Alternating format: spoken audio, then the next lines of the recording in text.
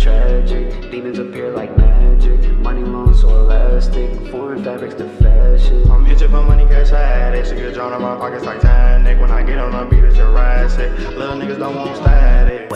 Wavy come like tsunami and drown you with the drip. What's going on, everybody, and welcome back to the channel. So I'm making this video right before the start of the second Celtics game. So right now the Pistons are 1-4, and while that team record doesn't say many good things about the team, if you just looked at the record, there's a ton of good things going on within this team that is really good to see. You have the play and the emergence of rookie big man Isaiah Stewart. You have the emergence of Saddiq Bey in the starting lineup. You have the really good play of Jeremy Grant going on. So there's a bunch of things going on in this Pistons team. Even though they're not winning games, it's exactly what you want to see from a rebuilding team. A bunch of stuff happening within the team with its players developing and showing promise. However, as you can tell from the title of this video, we're not going to be talking about any of those guys. We're going to be talking about what might be the biggest surprise of the Pistons season thus far and looks to be a clear win in free agency in Josh Jackson. And before we go any further with this video, if you haven't already, please hit the subscribe button if you like my content. We're at 756 subscribers, I believe it is, and I really want to get to 1,000 subscribers. The original goal was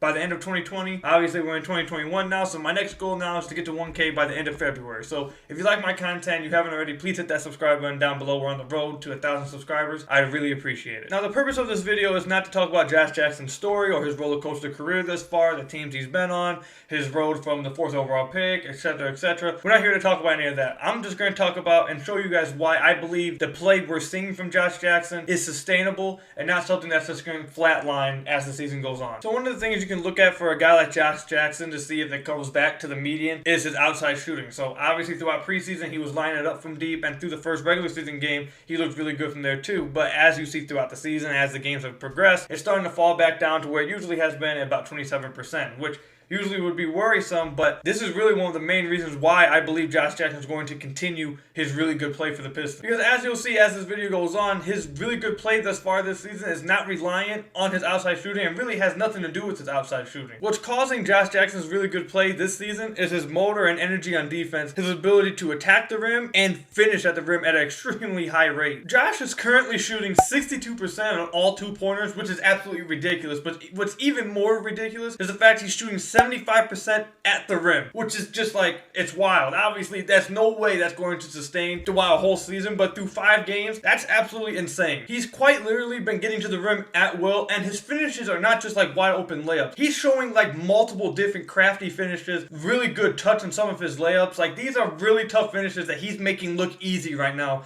and it's why he was drafted at the 4th overall pick. These are the things that people thought they were going to see from him early in his career, and it's taken him a little bit, but you're seeing all of that come together all at once for the Pistons right now, and it's great to see. And of course, I'm going to show you guys some film to back up what I'm talking about here, so let's get into it. As you'll see right here, this is somewhat of a semi-transition attempt from Josh Jackson, and it shows off the touch I was talking about. As he gets to the rim right here, you can't tell me right there you don't believe this shot's getting completely swatted by Tice.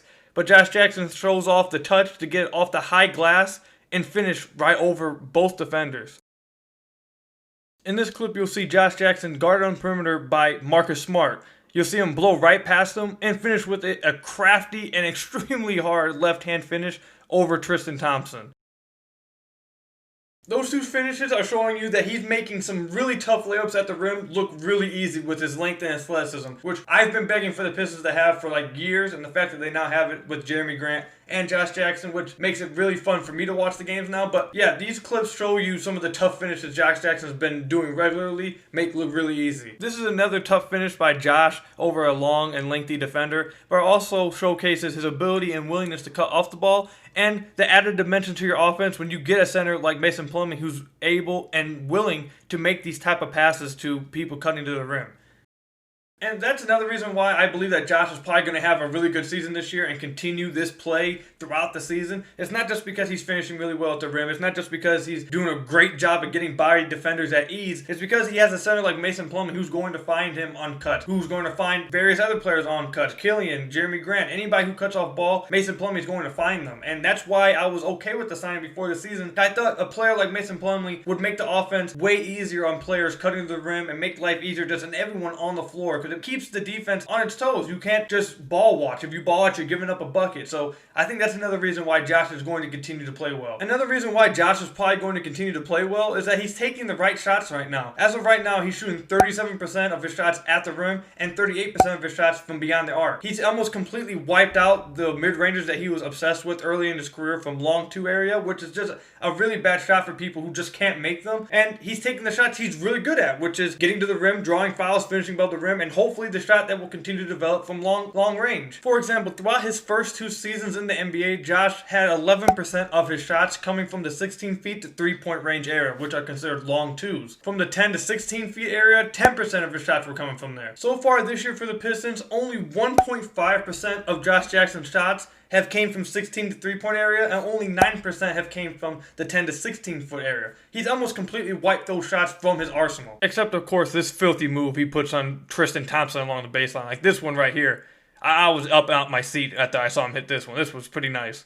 If you combine all the stuff I've already talked about with the fact that he's been trying his ass off on defense, his motor and relentless energy on that side of the ball, coming up with chase down blocks out of nowhere, it really just seems like that his head and his attitude is in the right place. All the off-court issues, all the other stuff that was with him earlier in his career is gone now. And it seems like he really does want to be that player that was drafted 4th overall pick now. It seems like he's just in that right headspace. And that is one of the positives with being coached by Dwayne Casey. I have to give it to him. Dwayne Casey seems to get the most out of guys like that. Seems to help them mature, act more professional. And it looks like it's working with Josh. I mean, that and also the fact that he went from being high as high and now has hit rock bottom. Most times you want to humble an athlete like that and have them get in the right space. Let them hit rock bottom, because most of the times they don't want to stay at rock bottom. So I think all of that, along with him being with Dwayne Casey, and along with the fact that he's taking the right shots, and the fact that he's using his athleticism and length at the rim and just getting by guys with ease and playing really well on defense, all these things I think support the claim that he's probably going to play like this throughout the year, and we're probably seeing the breakout season of Josh Jackson that players have been, and fans by the way, have been waiting to see for